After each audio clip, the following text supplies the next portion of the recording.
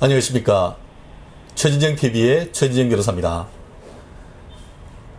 2019년도 상반기가 다갔습니다. 상반기 마지막 날 6월 30일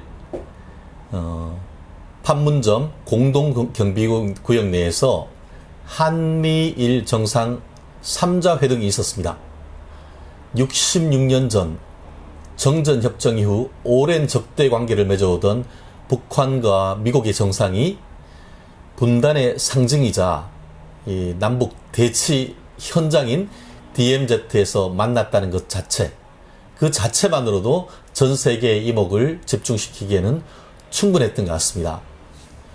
물론 이 부분과 관련해서 문재인 대통령 같은 경우에도 전후 66년 만에 이루어진 남북한 역사의 획기적 사건이다라고 얘기를 하셨는데요. 이 부분에도 많은 국민들이 공감을 하고 있는 것 같습니다. 다만 이와 같은 어떻게 보면은 실질적인 성과는 요원한 상태에서 어떤 만남 자체를 위한 만남이 이루어지고 있는 것이 아닌지, 이런 비판이 있습니다. 한마디로 냉정하게 보면 이 판문점 회담이란 것이 잘 짜여진 한편의 쇼가 아닌가, 이런 말인 것이죠. 한마디로 세 가지 쇼의 결합, 쇼가 아닌가 하는 그런 비판인 것이죠. 키워드로 한번 볼까요? 트럼프는 재선쇼, 김정은은 존엄회복쇼, 문재인 대통령은 총선쇼. 한마디로 모든 것이 각각 세 나라의 국가 대장들이 자기의 이익을 위해서 이와 같은 일을 했는 것이 아닌가 하는 그런 의혹의 시선도 사실 적지 않습니다.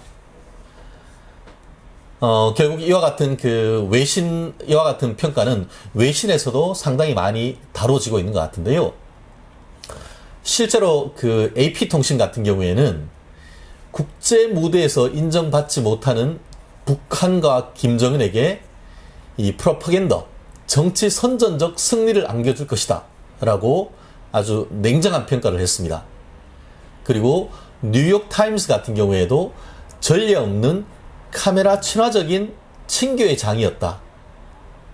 또 월스트리트 저널 같은 경우에도 이 양측이 북한이 핵무기를 어떻게 언제 포기할지에 대해서는 여전히 깊은 차이를 보내고 있다라고 하면서 이 만남 그 자체의 상징성을 넘어설지에 대해서는 불확실하다, 이렇게 얘기를 하고 있습니다. 특히 CNN 같은 경우에는 트럼프의 새로운 단계의 쇼맨십의 본능이다, 이렇게 얘기를 해서 이 모든 것이 트럼프의 기획에 의한 쇼가 아닌가라는 그런 내용을 했습니다. 실제로 또 MBC 뉴스 같은 경우에는 오바마 대통령 때에 정부에서 고위직에 있었던 사람을 인터뷰를 통해서 이 북핵과 관련해 가지고 아무런 개선이 이루어지고 있지 아니한 그런 상태에서 오히려 김정은에게 큰 선물을 준 것이 아니냐라는 비판도 제기했던 것을 제가 직접 봤습니다. 만남 그 자체에 대해서는 상당히 의미가 있지만 그 이후에 물론 실무적인 협상을 해나간다라고 얘기를 하고 있지만, 과연 북한이 진성성을 가지고 정말 헌법에 있으면서 핵 보검이라는 이 핵을 과연 포기할 수 있을지, 이 부분에 대해서는 여전히 오리무중일 수밖에 없는 그런 상태입니다. 그럼에도 불구하고 국내 여야의 평가도 굉장히 많이 갈리는 것 같은데요. 민주당의 홍익표 대변인 같은 경우에는 이에 대해서 한반도 통일과 평화의 희망을 밝힌 역사적 만남이었다. 문 대통령이 중재자 역할을 훌륭히 수행했다, 이렇게 얘기를 했는데요. 과연 이번에 있어서 문재인 대통령의 역할이 컸는지에 대해서는 외신에서도 상당히 의문을 제기를 하고 있습니다. CNN 같은 경우에는 뭐라고 했냐면은 문재인 아웃, 시진핑 인. 한마디로 이번 오사카 G20 정상회담 직전에 시진핑이 북한을 방문을 하고 북한에서 내부적인 조율을 통해서 북한의 영향력을 키운 다음에 시진핑이 이번 이와 같은 남북의 그 교착 상태에 있는 판문점에서 이 미팅을 한 외부의 중재자 역할로서 급부상했는 것이 아닌가, 이런 지금 분석도 지금 나오고 있는 상태입니다.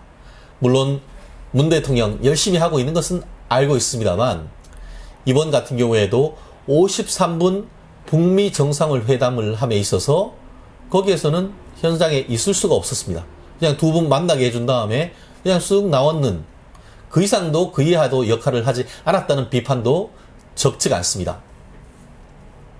문제는 그와 같은 북핵과 관련되는 정상회담을 중매를 붙이네, 중재를 하네 하는 동안 나라의 경제가 망가지고 있는 소리가 정말 곳곳에서 들린다는 것입니다. 한마디로 문제는 경제야, 바보야, 문제는 경제야, 이런 소리가 곳곳에서 들리는 것 같습니다. 사실 이번 G20 정상회담 끝난 바로 다음 날 일본 정부가 뭐라고 발표했죠? 산케이 신문의 보도를 통해서 반도체, TV, 스마트폰의 제조에 꼭 필요한 세계 첨단 소재를 한국에 수출하는 데 규제를 할 것이라고 했습니다. 쉽게 말하면은 화이트 리스트에 넣었다가 블랙 리스트로 한국을 옮긴다는 것이죠. 국가 안보와도 관련되는 중요한 소재이기 때문에 이런 부분에 있어서는 한국을 비롯한 우대 국가에 27개국이 있었는데 거기에서 한국을 쑥 뺀다는 거예요. 북한과의 관계만 중요하고 일본과의 관계는 개나 줘도 되는 겁니까? 물론 순서가 있을 수는 있습니다. 그렇지만 우리나라가 하나에 올인한다고 다른 데에 소홀히 할 만큼 지정학적 위치가 어영부영한 나라입니까? 또 중국은 어떻습니까? 화웨이, 5G, 5세대 이동통신과 관련되는 이 화웨이 제조 물품들을 한국에 쓰지 못하게 하고 있는 미국의 압박에 반발해서 지난달 같은 경우에는 삼성전자와 SK, 하이닉스 등 한국 기업을 포함한 중요한 이 외국 첨단 기업 관계자를 불러서 미국의 대중 압박에 가담하지 말라고 하는 경고를 했습니다. 쉽게 말하면은 중국과 미국 사이에서의 무역 전쟁 속에서 샌드위치 신세가 됐었는데 이제는 거기에 더하여 가지고 일본까지도 우리를 향해서 무역 전쟁을 걸고 있는 겁니다. 결국 국내에서는 적폐청산이라고 하면서 나라 이 내를 반쪽으로 가르면서 보수와 진보, 좌파, 우파를 쪼개 놓더니만 이제는 경제와 무역 속에서도 나라에 있어서 조화를 이뤄가는 나라는 하나도 없고 강대국 속에서 중국, 미국 속에서도 꼼짝도 못하고 이제는 우방이라고 할 수 있는 일본으로부터도 우리나라의 가장 핵심 산업의 쌀이라고 할 수 있는 반도체와 관련된 이 첨단 물품의 수입조차도 어려워지게 돼 있는 것 같습니다. 오늘 한 경제신문에 기사를 봤습니다. 깜짝 놀랐습니다. 10년 만에 삼성전자와 하이닉스의 주력 수출품인 이 낸드 플래시 메모리에 대해서 이번에 적자가 났다고 합니다.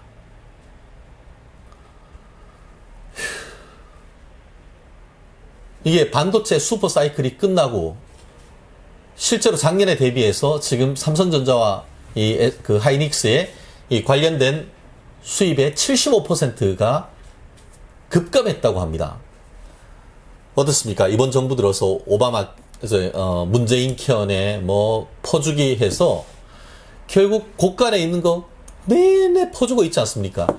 곳간이 근데 뭐가 들어와야 퍼줄 수 있는 건데 그동안 2016년 무렵 박근혜 정부의 정말 재정을 아껴 쓰고 해서 알토란처럼 모아뒀던 거를 본인이 문재인 정부가 들어서자마자 거기에 퍼서 곡간을 마구 퍼주기 시작하더니만 그 다음부터는 또 운 좋게도 또 반도체 슈퍼사이클에서 삼성전자나 하이닉스에 의해서 많은 돈이 들어왔습니다.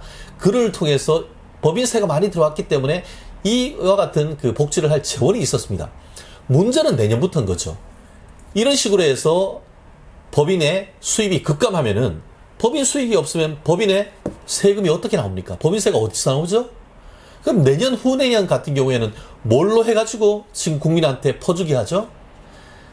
결국 이제는 있는 자산가, 부동산, 보유세, 정부세 이런 걸 통해 가지고 또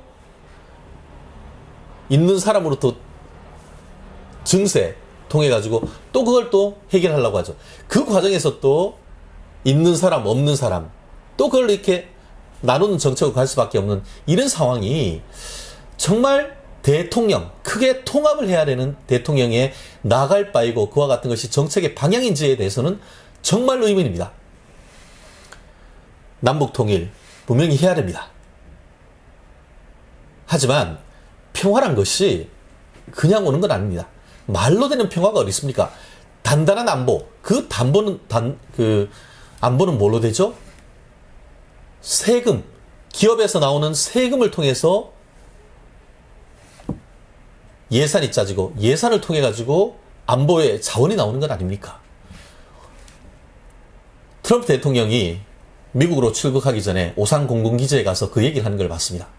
본인이 된 다음에 정말 대통령이 된 다음에 50여 년 이래 최저의 실업률을 보이고 있고 그래서 세금이 많이 나오니까 그것 가지고 7천억 달러 예산을 군사 예산을 해서 이 전 세계에 있는 미군한테 팍팍 밀어준다는 얘기를 들었습니다.